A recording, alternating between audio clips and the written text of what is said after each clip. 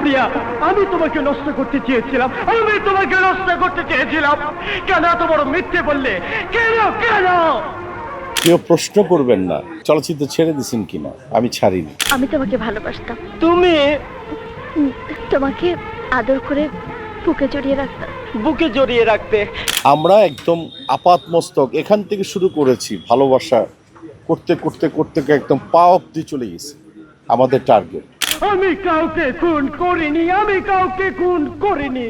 Viral হওয়ার জন্য চেষ্টাই করি না, কারণ এই চলচ্চিত্র এবং আল্লাহ সুবহানাহু ওয়া তাআলার ইচ্ছায় দর্শকরা আমাকে ভাইরাল করেছে একদম 91 থেকে। আমার সাক্ষী হয়ে আল্লাহ, আমি আল্লাহর কসম খেয়ে বলছি, আমি নির্দোষ। আমি এক গভীর ষড়যন্ত্রের শিকার। শিল্পী সমিতি আছে, শিল্পী নাই, আমরা তো থেকেও নাই। মিশাকে আমি বলছি কি আমার মেম্বারশিপটা অফ করে দিত মিশা, আমি এখন একটা মরা মানুষের মতো করে শিল্পী সমিতির মেম্বার হয়ে আছি। ইন্ডাস্ট্রিতে আমরা হয়ে গেছি এখন বয়স্ক আর্টিস্ট, কিন্তু পার্শ্ববর্তী দেশ ভারতে তাকালে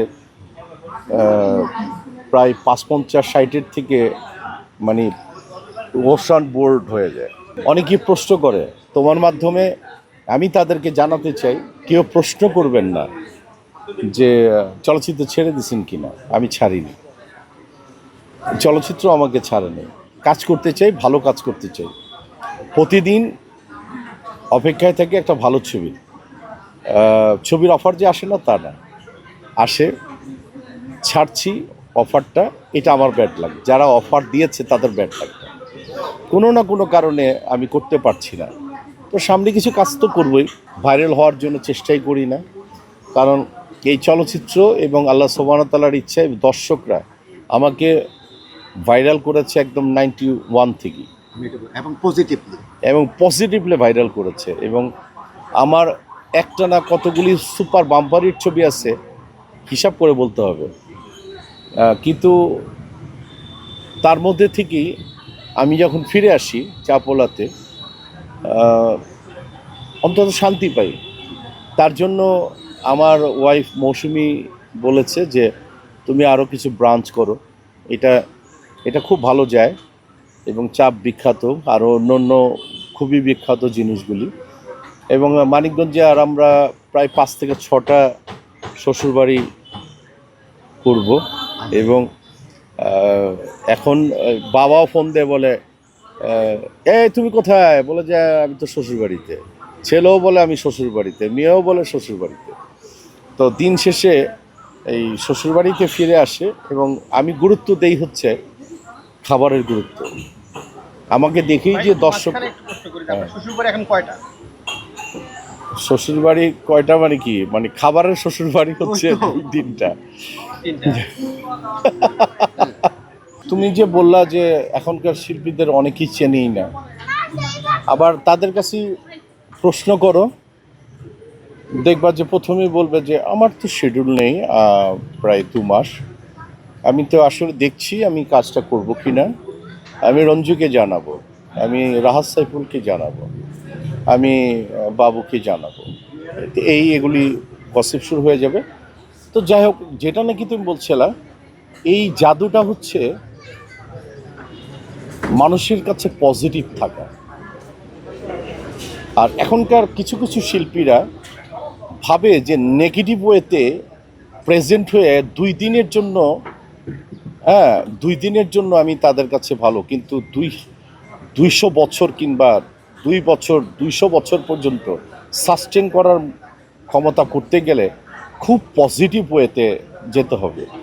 এবং আমরা যেটা কাজটা করেছি, আমরা টাকার দিকে দৌড়াইনি। একটা সময় টাকা আমাদেরকে খুঁজে বেরিয়েছে, টাকা প্রয়োজন। আমরা একদম আপাত মস্তক এখান থেকে শুরু করেছি, ভালোবাসা করতে করতে করতে একদম পা অব্দি চলে গেছে আমাদের টার্গেট।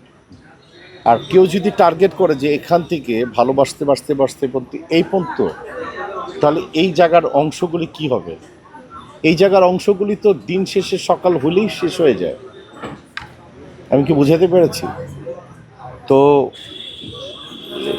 আমাদের জায়গাগুলি এইভাবেই আছে। আমি যখন 90-তে ঢুকি, মোস্ট অফলি একদম ক্যাটাগরি, এ ক্লাস ক্যাটাগরির ABCD এই লেভেল কিন্তু আল্লাহ সুবহানাহু ওয়া তাআলা সৃষ্টি জগৎ থেকে সৃষ্টি করেছে।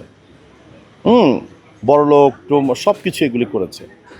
এই ক্যাটাগরির শিল্পী যদি আমি এসে চিন্তা করেছিলাম যে প্রায় 100+ ছিল, আর অন্য অন্য সেক্টরে সব মিলে 300 ছিল। একটা সময় গিয়ে এটা 60 জন চলে আসে।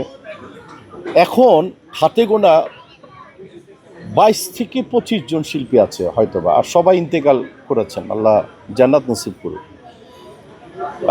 আর যারা বেঁচে আছেন শাবানা আপা থেকেও নাই, এবং এই 22-23 জন আমার মনে হয়, আমি যদি ভুল না করি 30 জন হবে কি, আমি খুব সন্দিহান হবে। এই লেভেলটা যদি দেখেন, আমাদের লেভেলটা যদি ধরো তো 30 জন হবে কিনা আমার সন্দিহান। আর যারা এখন দৌড়াচ্ছে, যারা সমিতিতে করছে, তারা শুধুই ভাইরালের হওয়ার জন্য চেষ্টা করছে, এবং তাদের টার্গেটটা কি, সমিতির মসনদটা দখল করা এবং এইটাকে ভিন্ন খাতে ব্যয় করা। তার মধ্যে থেকে অবভিয়াসলিভাবে মিশা ওয়ান অফ দ্যাম, সে খুবই ভালো আর্টিস্ট এবং এ ক্যাটাগরির আর্টিস্ট, মানে অবশ্যই সুপার ক্যাটাগরির আর্টিস্ট, আমি ডেফিনেটলি তাকে বলব। তো হয় কি, এই যে ব্যাড পলিটিক্সগুলি শিল্পী সমিতিটাকে একদম ধ্বংস করে দিয়েছে। এই ধ্বংসের জায়গাটায় আমার কাছে মনে হয় অমিত হাসান ঠিকই বলছে যে মানে শিল্পী সমিতি আছে, শিল্পী নাই। আমরা তো থেকেও নাই। আমি তো বলি আমার মেম্বারশিপটা বাদ করে দে না। মিশাকে আমি বলছি, তুই আমার মেম্বারশিপটা অফ করে দে তো মিশা, তুই আমার রাখিস না, আমি থাকতে চাই না। থাকলে কেউ না কেউ প্রশ্ন করবে, আপনি কি প্রেসিডেন্ট ইলেকশন করবেন, আমাকে নিয়ে অমুক, আমি থাকবো না, জিজ্ঞাসা করবে না কেউ। আমার এখন ইচ্ছাও হয় না শিল্পী সমিতিতে থাকার, ইচ্ছা শক্তিটা মরে গেছে। আমার ইচ্ছা শক্তি নাই তো। আমি এখন একটা মরা মানুষের মতো করে শিল্পী সমিতির মেম্বার হয়ে আছি। ওয়ালটন আবারও মিলিনিয়ার অফারে ওয়ালটন ফ্রিজ কিনে আপনিও হয়ে যেতে পারেন মিলিয়নিয়ার। মিলিনিয়ার ছড়াছড়ি দেশ জুড়ে, এটা শুধু ওয়ালটেনই পারে।